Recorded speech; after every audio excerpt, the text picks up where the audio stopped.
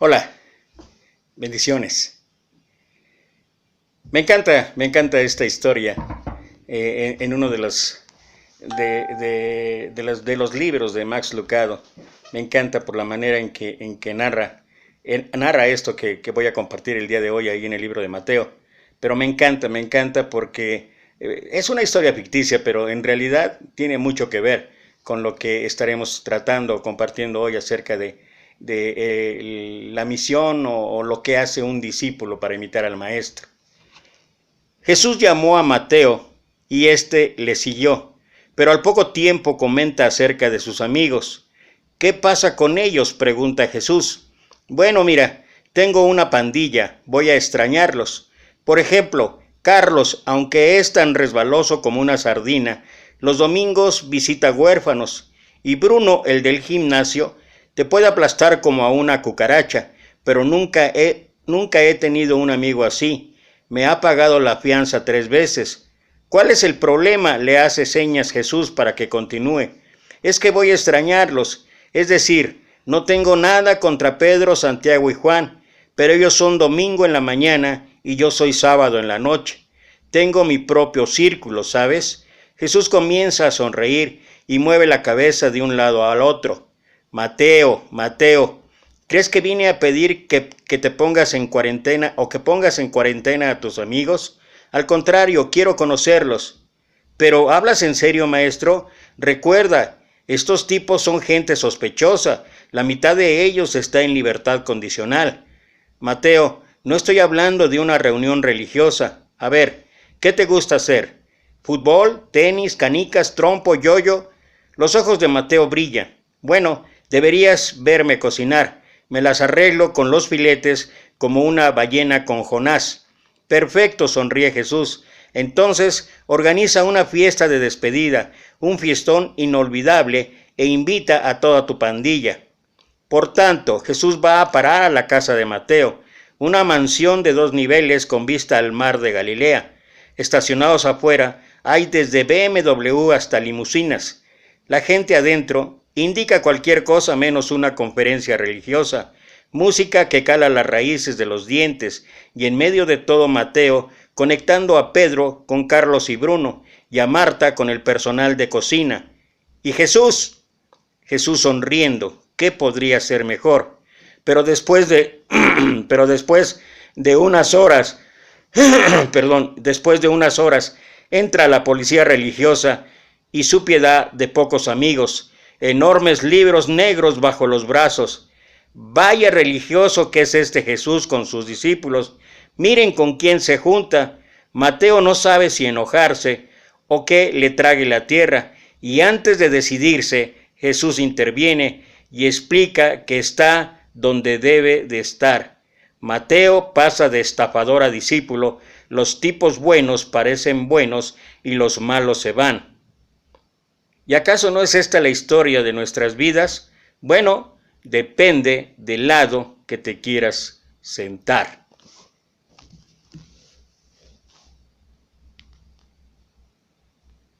Aquí en el libro de Mateo, en el capítulo 9, versículo 9 al 13, dice la palabra de Dios: Pasando Jesús de allí, vio a un hombre llamado Mateo que estaba sentado al banco de los tributos públicos, y le dijo: Sígueme. Y se levantó y le siguió. Y aconteció que estando él sentado a la mesa en la casa, he aquí que muchos publicanos y pecadores que habían venido se sentaron juntamente a la mesa con Jesús y sus discípulos. Cuando vieron esto, los fariseos dijeron a los discípulos: ¿Por qué come vuestro maestro con los publicanos y pecadores?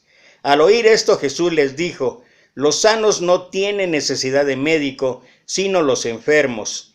Id pues, y aprended lo que significa: misericordia quiero y no sacrificio, porque no he venido a llamar a justos, sino a pecadores al arrepentimiento.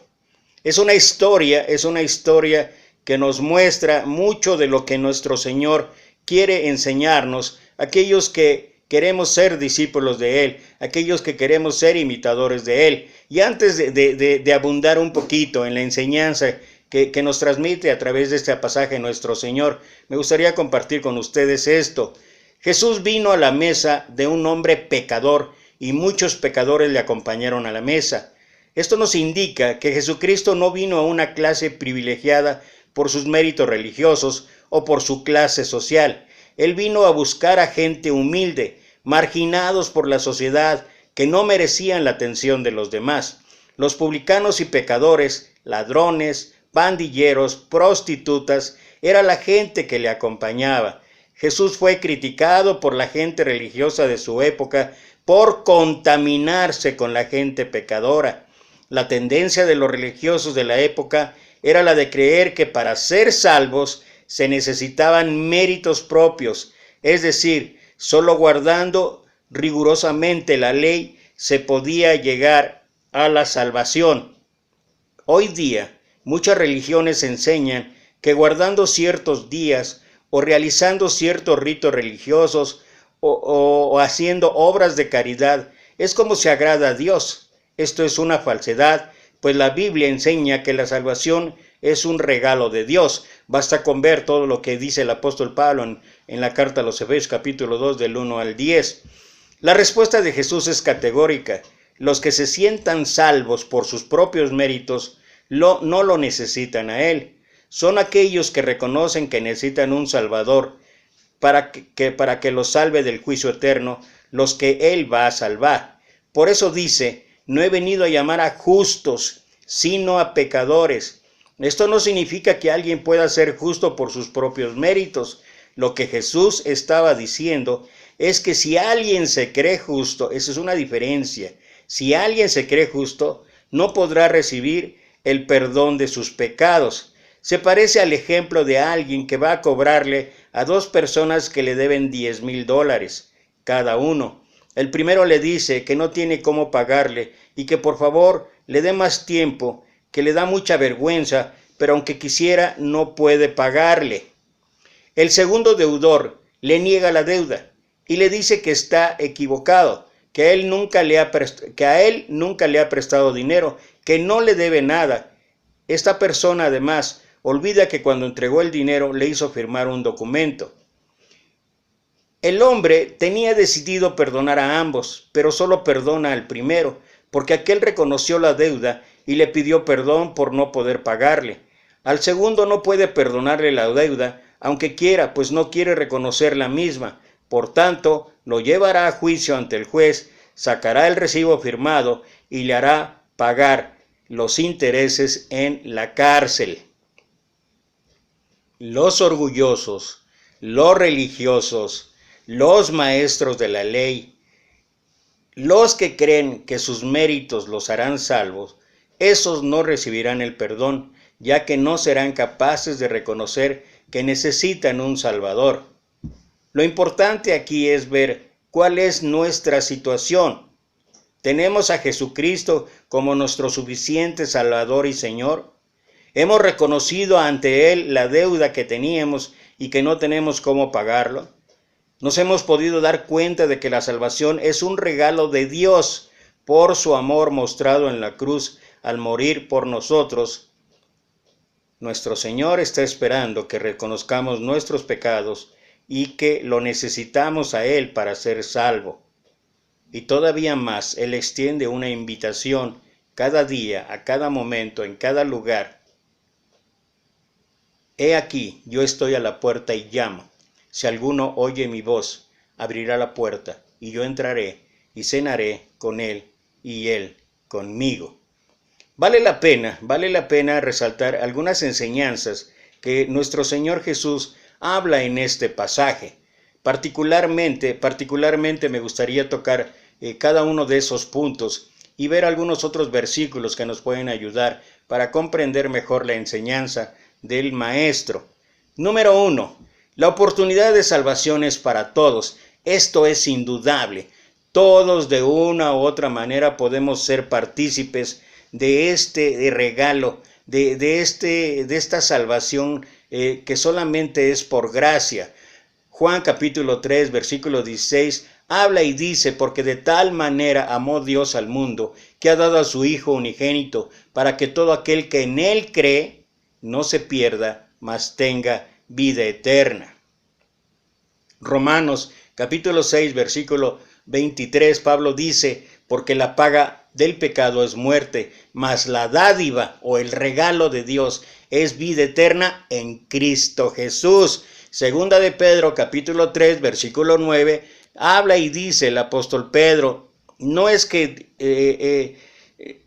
Dios olvide sus promesas como algunos lo tienen por tardanza, sino que es paciente, no queriendo que nadie perezca, sino que todos procedan al arrepentimiento. Y nuevamente el apóstol Pablo escribe en Romanos capítulo 5, versículo 8, mas Dios muestra su amor para con nosotros en que siendo aún pecadores, Cristo murió por nosotros. Estos versículos y algunos pasajes más muestran que la oportunidad de salvación, muestran que el poder estar en una relación plena con Dios es para todos. No hay nadie que pueda escapar a la invitación. El asunto no es que la invitación esté abierta, el asunto es quién lo vamos a aceptar o quién vamos a aceptar esa invitación. Y hay unos pasajes hermosos en la Escritura, en el banquete aquel que realizó, que nuestro Señor narró y que fue a llamar a todos para decirles que estaba ya preparado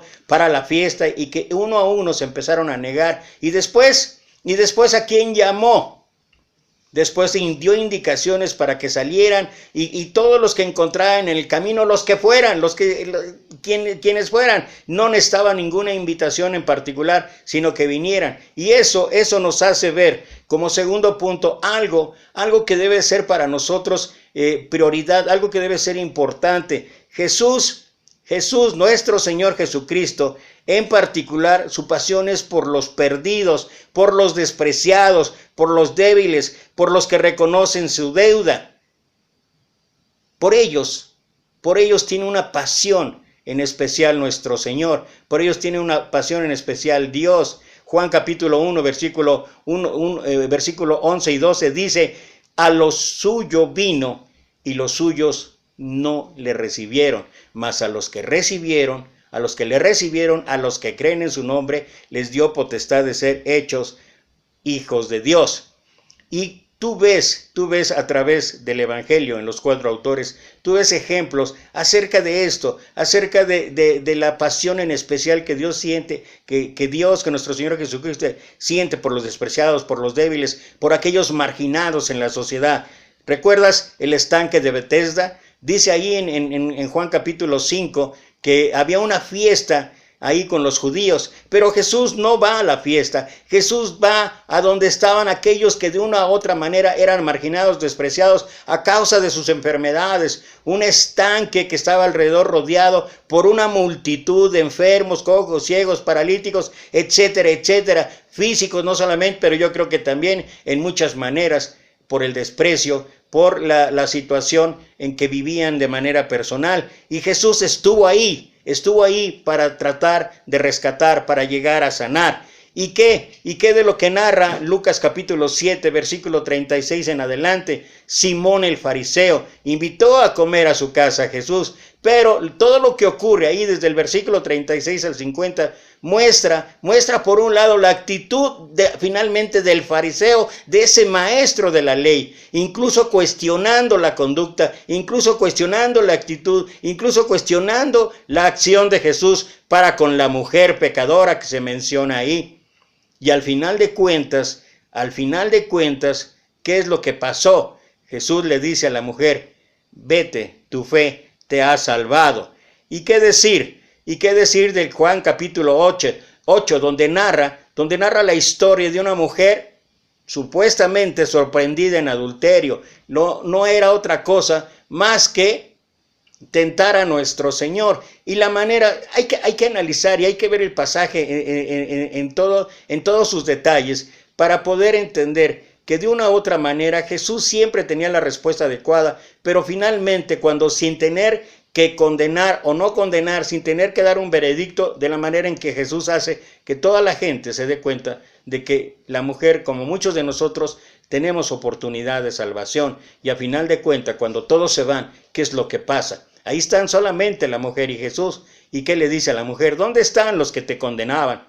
tampoco yo te condono. Ve en paz y no peques más. En una u otra manera Jesús muestra su preocupación, muestra su pasión por aquellos olvidados, aquellos despreciados, aquellos marginados, aquellos pecadores. Y esto es algo que a nosotros nos debería enseñar, que de verdad hay mucho trabajo por hacer. ¿Recuerdas cuando él contó la historia del fariseo y el publicano? Los dos habían subido al templo. ¿Y qué pasaba con el fariseo? Ve la actitud del fariseo, engrandeciéndose en lo que él hacía, promocionándose con todos los actos que realizaba. Yo doy ofrenda, yo diezmo, yo esto, yo lo otro, yo aquello, yo oro, yo esto. Yo ni siquiera soy como este publicano, como este pecador. Y el publicano, su oración muestra o manifiesta lo que cada ser humano deberíamos ser. Dios, sé propicio a mí, pecador. ¿Quién bajó justificado? Dice el Señor.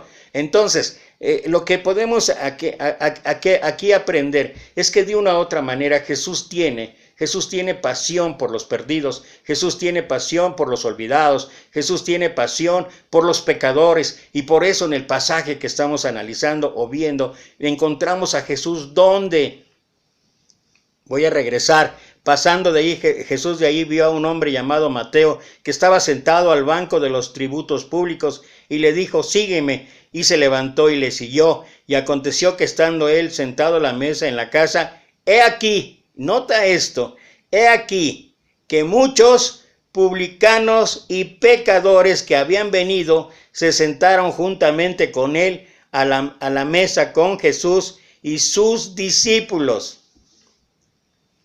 La mayor parte de los pasajes que vas a encontrar en la Escritura, Jesús hablando con gente que necesita de Dios, con gente que requiere a Dios, con gente despreciada, con gente que la sociedad la ha marginado. Y esto es un gran ejemplo para nosotros. Dice Apocalipsis, capítulo 5, versículo 9 y 10, y todos ellos cantaban esta nueva canción: solo tú mereces tomar el libro y romper sus sellos, porque fuiste sacrificado y con tu sangre rescataste para Dios a gente de toda raza, idioma, pueblo y nación. Los hiciste reyes y sacerdotes para nuestro Dios. Ellos gobernarán la tierra. En una u otra manera, Dios se interesa por cada uno de nosotros, pero en particular se interesa por los despreciados, por los marginados, por aquellos que pareciera ser no merecen la oportunidad de llegar a Jesús. Y esto es lo que el comienzo del pasaje ahí en Mateo 9, lo que nos muestra con quién estaba Jesús. Pero hay una lección que necesitamos aprender de esta primera parte, de esto que estoy mencionando. Esa primera lección es que nosotros necesitamos desarrollar en nuestra vida esa pasión por los perdidos, esa pasión que el Maestro nos está enseñando, y quizá incluso deberíamos más y más abundar en esto, abundar en este versículo que es, junto con otros, lo que Dios quiere transmitirnos, lo que el Maestro quiere que nosotros imitemos en cuanto a alcanzar a los perdidos. Dice Juan capítulo 4 versículo 35, ¿no decís vosotros, aún faltan 4 meses para que llegue la siega? He aquí os digo, alzad vuestros ojos y mirad los campos, porque ya están blancos para la siega. El terreno está preparado, los campos están listos, solamente hay que ir a levantar la cosecha. Recuerda que no me avergüenzo del Evangelio, porque es poder de Dios para salvación al judío primeramente y después al griego. Y nosotros tenemos que recordar esto a cada momento, el ver que Dios ha preparado ya la cosecha, que Dios ha hecho todo lo necesario para que nosotros, los que nos decimos discípulos, no perdamos de vista que debemos desarrollar esa pasión que tenía nuestro Señor por los perdidos, porque el Hijo del Hombre no vino vino para hacerse vino, sino que vino a buscar y salvar lo que se había perdido. Y esto es lo que cada uno de nosotros debería estar haciendo en su vida, estar atendiendo. No significa que tengas, por supuesto que cuando Santiago habla, oh almas adúlteras, ¿no sabéis que la amistad del mundo es enemistad con Dios? No estoy hablando de participar en situaciones o circunstancias que tiene erróneamente el mundo. Estoy hablando de que cualquier oportunidad que podamos tener, y esto es todos los días y a todo momento y en todo lugar, lo que nosotros tenemos que hacer es, ahorita en este tiempo que estamos en cuarentena, que estamos por la pandemia aislados, ¿acaso no es una buena oportunidad para que en familia, tal vez si en tu familia hay gente que todavía no ha aceptado el regalo de Dios, si hay gente que entre tus vecinos, si hay gente cuando estamos ya en tiempos normales, en el trabajo, en la escuela, en el vecindario, en la sociedad, ¿cuánta gente tenemos para poder contribuir? Cuando vas en el transporte, hay muchísimas cosas más que nosotros deberíamos estar aprendiendo y ver. A veces nos lamentamos de las situaciones de gente totalmente adicta a vicios, de gente totalmente con una conducta equivocada, de gente, pero nosotros, nuestra misión debe ser esa, alcanzar a los perdidos. Y creo que en esta primera parte del pasaje lo que nos muestra es la pasión de Dios, la pasión de nuestro Señor Jesucristo por alcanzar a aquellos que de una u otra manera han sido marginados de la sociedad, a causa de sus errores, a causa de sus fallas, sí, pero precisamente eso es lo que nosotros tenemos que hacer. Otra lección que debemos aprender es esta que tal vez nos cueste mucho trabajo. Los sanos, dice ahí en el pasaje, los sanos, dijo nuestro Señor Jesús, refiriéndose ahí a los fariseos, los sanos no tienen necesidad de médico, no he venido a llamar a justos, sino a pecadores al arrepentimiento. ¿A qué se refería nuestro Señor cuando habla de los sanos, cuando habla de los justos? Porque la Biblia dice, allá en Romanos 3:10, dice que no hay justo ni aún uno.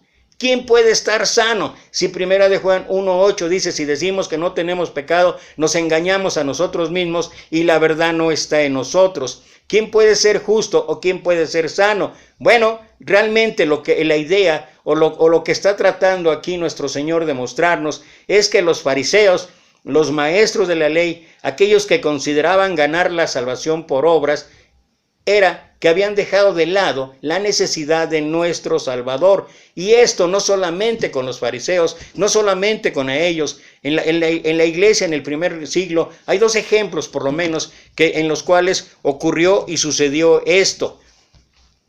La iglesia allá en Galacia. Cuando Pablo escribe a los Gálatas y ya habla, estad pues firmes en la libertad con que Cristo os hizo libres y no estéis otra vez sujetos al yugo de esclavitud.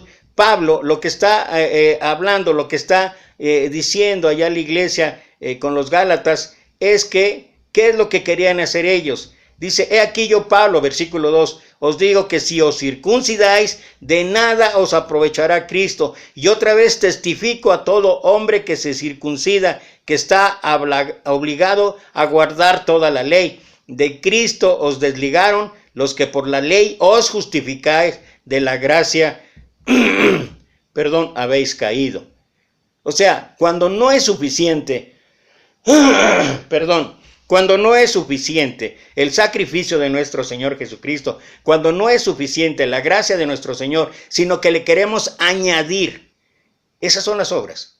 Le queremos añadir, no tiene nada que ver. Cuando Santiago habla y dice, muéstrame tu fe y yo te mostraré mi obra y mis obras. Y cuando él acaba diciendo, una fe sin obras es una fe muerta, lo que él está hablando y diciendo es que las obras son consecuencias de haber aceptado el regalo de Dios. Es lo que Pablo explica detalladamente en Efesios 2, el 1 al 10, y particularmente Dios cuando dice, somos hechura suya, creados en Cristo Jesús para buenas obras, las cuales preparó Dios de antemano para que anduviésemos en ella. Lo que estaba pasando allá en Galacia es que pareciera ser que no era suficiente.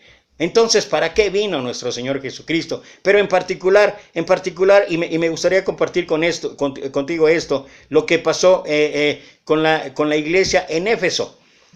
Y primero me voy a remontar hasta el capítulo 20 del libro de los Hechos, y cuando Pablo manda a llamar Cuando Pablo manda a llamar a los ancianos de Éfeso, entre otras cosas, versículo 28 le dice: por tanto, mirad por vosotros y por todo el rebaño en que el Espíritu Santo os ha puesto por obispos para apacentar la iglesia del Señor, la cual él ganó por su propia sangre, porque yo sé que después de mi partida entrarán en medio de vosotros lobos rapaces que no perdonarán al rebaño, y de vosotros mismos se levantarán hombres que hablen cosas perversas para arrastrar así a los discípulos. Creo que la instrucción, creo que los detalles de lo que Pablo estaba advirtiendo quedaba muy en entendido, quedaba muy claro para la iglesia en Éfeso. Sin embargo, a pesar de que más tarde, como ya he venido mencionando, lo que habla la carta a los Efesios, en el capítulo 2, versículo 8 dice: porque por gracia sois salvos por medio de la fe, y esto no de vosotros, pues es don de Dios, no por obras, para que nadie se gloríe. Y creo que cuando Pablo hace la advertencia, cuando Pablo hace el llamado a tener que prepararse, a tener que defender la sana doctrina, creo que la iglesia primero estaba consciente de esto. El problema con la iglesia en Éfeso, que es el problema que puede ocurrir con nosotros hoy en día, es que llegas al libro de Apocalipsis, ahí en el capítulo 2, y mira lo que el Señor Jesús habla a esta iglesia: yo conozco tus obras y tu arduo trabajo y paciencia, y que no puedes soportar a los malos, y has probado a los que dicen ser apóstoles y no lo son, y los has hallado mentirosos, y has sufrido, y has tenido paciencia, y has trabajado arduamente por amor de mi nombre, y no has desmayado. Y hasta aquí nos podemos dar cuenta cómo de una u otra manera la iglesia en Éfeso, igual que muchas iglesias en nosotros hoy en día, estamos preocupados por trabajar arduamente, por tener paciencia, por trabajar por amor de su nombre, y que no desmayamos, y que no hay quienes no pueden o no podemos soportar a los malos y a los que dicen ser apóstoles y no lo son, y los has hallado mentirosos. Y de una u otra manera, qué bueno que cuidemos la sana doctrina, qué bueno que contendamos ardientemente por la fe, qué bueno que estemos preparados para presentar defensa ante todo aquel que os demande razón de la esperanza que hay en vosotros. Qué bueno que te mantengas ocupado en la sana doctrina, como Pablo dijo a Timoteo, ¿verdad? Pelea la buena batalla y cuida la doctrina, pues haciendo esto te salvarás a ti y a los que te oyeren. Qué bueno que todo eso. El problema es cuando nuestra vida empieza a dar un giro, empieza a dar un cambio, y empezamos a creer que son las obras. Y cuando hablo de creer, es que consciente o inconscientemente estamos más preocupados en ritos, estamos más preocupados en conocimiento, estamos más preocupados en doctrina, estamos más preocupados en actividades, estamos más preocupados en muchas de las cosas, cuando que nuestro cambio debería ser a cada momento, en cada lugar, a cada día. Porque nuestro Señor habló y dijo ahí a la iglesia en Éfeso: pero tengo contra ti algo, que has dejado tu primer amor. Y podemos hablar mucho acerca de este primer amor, y hay una cantidad de versículos o textos que nos podrían ayudar a identificar, pero yo creo que una característica del primer amor es que olvidamos que por gracia, y solo por gracia, somos salvos. Es lo que Pablo habla, capítulo 2, versículo 4. Pero Dios, en su infinita misericordia, nos salvó. Por gracia sois salvos. Y yo creo que cuando permitimos que una cosa supere a la otra, cuando olvidamos que tenemos lo que tenemos, que hacemos lo que hacemos, que llevamos a cabo todas aquellas cosas que podemos, es solamente por la gracia de Dios. Y cuando esto ocurre, de olvidar la gracia de Dios, estamos actuando como aquellos sanos, como aquellos justos, que no necesitamos a Dios. Tenemos que entender que las obras son consecuencia de la fe. No podemos olvidar que somos salvos por la gracia de Dios, y que esto sea una enseñanza que nos lleve a cada uno de nosotros a participar de los planes, a participar de aquellas cosas que el Señor hace en nuestra vida a cada momento. Pasión por los perdidos. Necesitamos alcanzar almas para Cristo, no porque sea una meta de nosotros, es porque, al igual que nosotros, hay mucha gente que requiere de la misericordia de Dios. Y por otro lado, cuidado con permitir que pensemos que por lo que hacemos, por lo que llevamos a cabo, podemos estar en una mejor posición con Dios. Dice, para buenas obras, las cuales preparó Dios de antemano, para que anduviésemos en ellas. Un hombre soñó que había construido una escalera que iba de la tierra al cielo, y que cada vez que hacía alguna buena acción, la escalera subía un par de metros. Cuando hacía alguna cosa extraordinaria, la escalera subía aún más, y cuando daba fuertes sumas de dinero, más todavía. Después de un tiempo, ya era tan alta la escalera que no se veía la parte superior, estaba perdida ya en las nubes. El hombre creyó que cuando le llegara la muerte, subiría la escalera y entraría directamente al paraíso. Pero escuchó una voz del cielo que decía, el que sube por otra parte, el tal es ladrón y robador. En eso se cayó la escalera y todo, y despertó. Y comprendió que el único camino para llegar a Dios es su gracia. Y con esto quiero terminar, con esa historia que me encanta. Un hombre cristiano, predicador, ministro, murió, o al menos en su sueño murió, y llegó al cielo. Y cuando llegó al cielo vio una puerta, y en la puerta había un hombre, y este hombre le indicó que había ciertos requisitos para entrar, para poder abrir la puerta. Y entonces el hombre preguntó, ¿y qué se requiere o qué se necesita? Mira, se necesitan 10,000 puntos para entrar. 10,000 puntos. ¿Y qué es lo que tengo que hacer? Bueno, empieza un poco relatándome todo lo que pasó en tu vida. Y entonces aquel hombre, muy contento y orgulloso, dijo, yo nací en el seno de una familia cristiana. Nació en el seno de una familia cristiana, 10 puntos. Y después crecí. Era yo participante activo como pequeño ahí en la escuela dominical. Participación en la escuela dominical, 10 puntos.